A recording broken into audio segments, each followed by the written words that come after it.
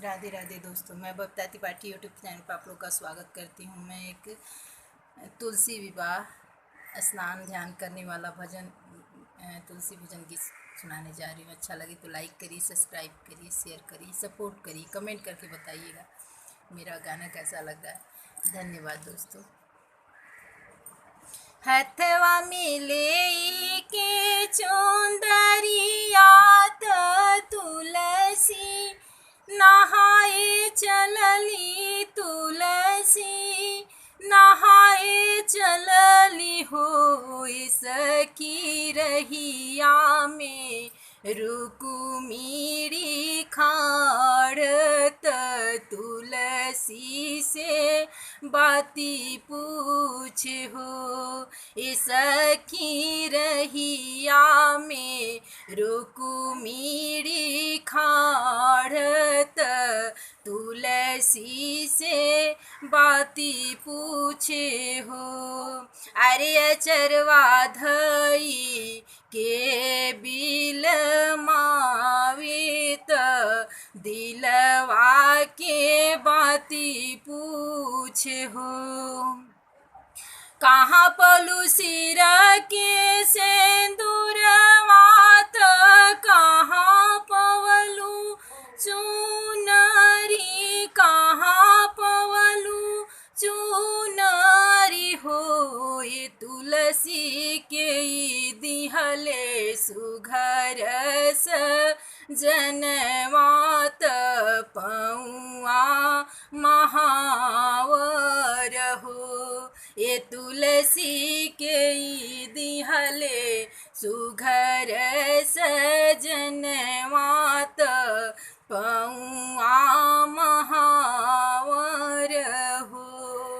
कृष्ण दिल सिर के सेंदूरवात पौआ महावर, पौआ महावर हो। रुकुमिरी उहे दिहले सुघर सजनवात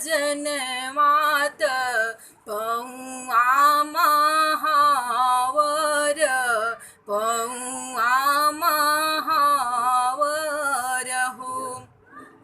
ऐसी बाती पूछे रानी रुकुमिरी, सुना बहिना तुलसी त सुना बहिना तुलसी नु हो।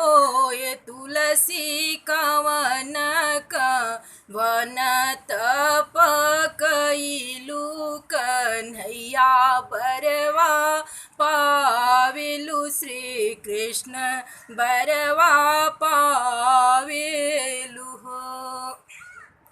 गुरु मुहे कैनिया सननवा सूरुज देव के ध्यान धारी, सूरुज देव के ध्यान धारी हो। रुकुमिरी पश्चिम मुहे करी आसननवात भोला जी के ध्यान धरी, शिव शंकर जी के ध्यान धरी हो।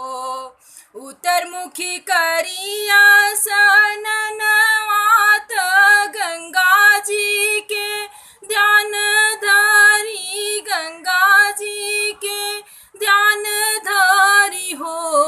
रुकुमिरी दक्षिण मुखी करी आसननवा बजरंगी के गोहराइल कन्हैया बरवा पाइल, श्री कृष्ण बरवा पाइल हो। बीच गंगा मारी ले डुबकिया त गुरु जी के ध्यान धारी, गुरु जी के ध्यान धारी हो। रुकुमिरी तना बरत हम कईनी कन्हैया जी के पाइल, श्री कृष्ण बरवा पाइल हो। धन्यवाद दोस्तों। मेरा गाना अच्छा लगे तो लाइक करिए, सब्सक्राइब करिए, शेयर करिए, बहुत सारा प्यार दुलार दीजिए। धन्यवाद दोस्तों।